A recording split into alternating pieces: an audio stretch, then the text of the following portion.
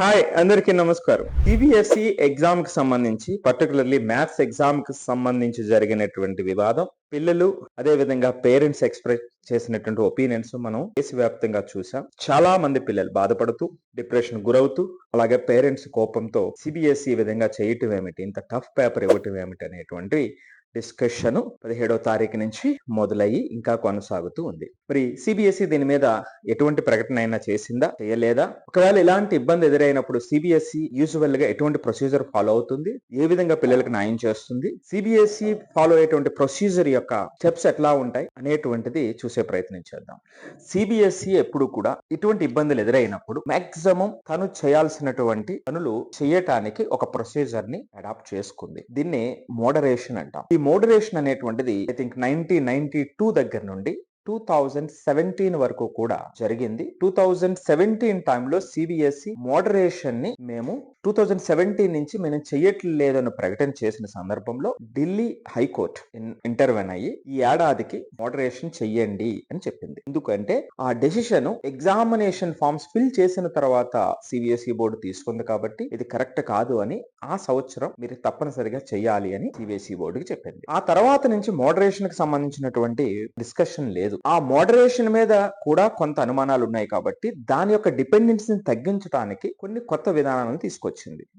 దాంట్లోనే భాగంగానే multiple sets ని డిజైన్ చేయటం, పేపర్ ఎవల్యూషన్ లో కొన్ని స్టెప్స్ తీసుకోవటం, రిఫార్మ్స్ తీసుకోవటం జరిగింది. ఈ మోడరేషన్ అనేటువంటి దాని మీద మేము కంప్లీట్ గా మోడరేషన్ అనేటువంటిది పక్కన పెట్టాము అనేటువంటి ప్రకటన ఇప్పటి వరకు వెలువడలేదు. అదే విధంగా ఇప్పటికి కూడా సిబిఎస్ఈ వెబ్సైట్ లో మోడరేషన్ కి సంబంధించినటువంటి స్టెప్స్ కనిపిస్తూ ఉన్నాయి. సో అది కూడా స్క్రీన్ మీద మీరు చూడొచ్చు. మరి మోడరేషన్ ఎలా ఉంటుంది, ఎటువంటి స్టెప్స్ ని పాటిస్తుంది అన్నప్పుడు దీంట్లో చాలా పెద్ద ప్రొసీజర్ సింపుల్ గా ఒక 2 స్టెప్స్ లో చెప్తాను. మొదటిది ఏమిటంటే డిఫికల్టీ లెవెల్ మోడరేషన్ లో మొట్టమొదటి point assessment of paper difficulty. మరి ఆ పేపర్ డిఫికల్టీని మనం ఎలా అసెస్ చేస్తాము? జనరల్ గా పిల్లలు స్టూడెంట్స్ ఏం చెప్తూ ఉంటారంటే వాళ్ళకి చదువుని రాకపోతే వాళ్ళు చేయలేనటువంటి సందర్భం ఉండేటప్పుడు చాలా టఫ్ గా ఉందని చెప్తూ ఉంటారు.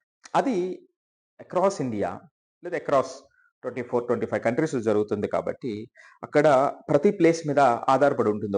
ఒక చోట బాగా ప్రిపేర్ అయ్యే చోట ఒకలాగా, ప్రిపేర్ అవ్వలేని చోట ఒక చోట, ఇలా రకరకాలు ఉంటాయి. మరి దీన్ని ఎలా కనిపెట్టాలి అనుకునేటప్పుడు దీనికి సబ్జెక్ట్ మ్యాటర్ ఎక్స్పర్ట్ కమిటీని ఒకటి వేయటం జరుగుతుంది. దీంట్లో స్టూడెంట్ పెర్ఫార్మెన్స్ డేటాని అనలైజ్ చేస్తారు. అదే విధంగా మూడో పాయింట్ గా comparison with pre board exam scores, internal exam scores, వాటిని కూడా వీళ్ళు పరిగణలోకి తీసుకుంటారు. అంటే ఈ 3 పాయింట్స్ ని మొదటగా అసెస్మెంట్ ఆఫ్ పేపర్ డిఫికల్టీ మొట్టమొదటిగా ఈ అకాడమిక్ కమిటీ అనేటువంటిది డిసైడ్ చేస్తుంది. అక్రాస్ ద ఏరియాస్ డేటాని వాళ్ళు అనలైజ్ చేస్తారు.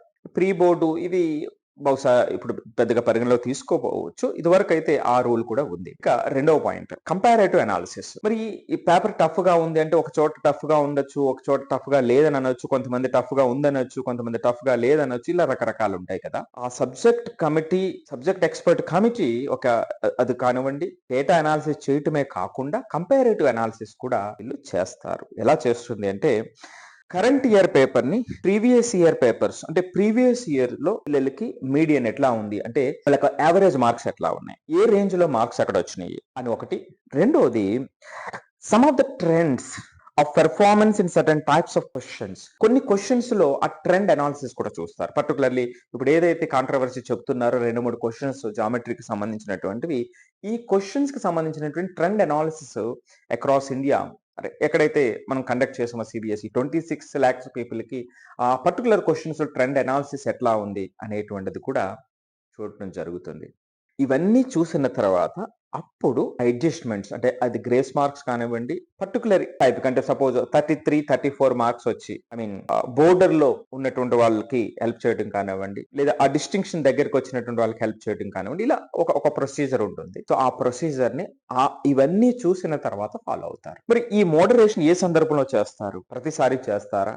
2017 వరకు చేస్తూ ఉండేవారు. ఇప్పుడు ఈ కొత్త ప్రాసెస్ చేయటంతో దాని యొక్క డిపెండెన్సీని తగ్గించారు. జనరల్ గా మ్యాథమెటిక్స్ మోడరేషన్ ఎప్పుడు చేస్తారు అంటే లెందీ పేపర్ వర్క్ ఉంది అని అనిపించిన, మోర్ అప్లికేషన్స్ అంటే అప్లికేషన్ బేస్డ్ క్వశ్చన్స్ హై లెవెల్లో ఉంది అని అనిపించినప్పుడు మ్యాథమెటిక్స్ మోడరేషన్ అనేటువంటిది ఆ ప్రాసెస్ వాళ్ళు స్టార్ట్ చేస్తారు. సైన్స్ కి సంబంధించి ఫిజిక్స్ లో concept heavy questions, heavy numericals, complex derivations అనుకోకుండా పేపర్ లో వచ్చినప్పుడు ఫిజిక్స్ సైన్స్ కి సంబంధించినటువంటి మోడరేషన్ చేయడానికి అవకాశం ఉంటుంది. అలాగే బయాలజీలో ఓపెన్ ఎండెడ్ క్వశ్చన్స్, అంటే డిఫరెంట్ పాసిబిలిటీ ఉన్నటువంటి క్వశ్చన్స్ ఇచ్చినప్పుడు మోడరేషన్ కి అవకాశం ఉంటుంది. అలాగే లాంగ్వేజ్ కి సంబంధించి కూడా పర్టికులర్లీ ఈ మ్యాథమెటిక్స్, సైన్సెస్ అండ్ లాంగ్వేజెస్ కి సంబంధించినటువంటి మోడరేషన్ ఈ విధంగా ఉంటుంది. సో అదే లాంగ్వేజ్ వచ్చేటప్పటికి comprehensions, grammar settings more complicated గా ఉంది అని అనిపించినప్పుడు మోడరేషన్ చేస్తారు. సో ఈ విధంగా సిబిఎస్ఈకి సంబంధించి మోడరేషన్ కి సంబంధించి ఒక ప్రాసెస్ ఉంది. సో ఈ ప్రాసెస్ ని తీసుకుని ఇప్పుడు ఈ ఏడాది మ్యాథమెటిక్స్ కి అప్లై చేస్తుందా, లేదా ఏదైనా కొత్త నిర్ణయం తీసుకుంటుందా, దీని మీద ఎటువంటి స్పందన వస్తుంది అనేటువంటిది కొన్ని రోజుల్లో మనకు తెలుస్తుంది. కానీ ఇక్కడ వాస్తవం ఏమిటంటే పేపర్ టఫ్ గా ఉండటం అనేటువంటిది అది ఇబ్బంది ఏమి కాదు. పేపర్ లో కాంపిటెన్సీ బేస్డ్ 50% పెంచాలి అనుకునేటప్పుడు ఆబ్వియస్ గా ఆ లెవరేజ్ ఉంటుంది. కానీ సమస్య ఎక్కడ అంటే ఒక సెట్ 1, సెట్ 2, సెట్ 3 మనం మాట్లాడుతునేటప్పుడు ఒక సెట్ లో heavy complicated questions, more tough questions ఉండటం అనేటువంటిది ప్రమాదకరం. అది అన్ఫెయిర్ అవుతుంది పిల్లలకి. The fairness of examination question చేస్తుంది.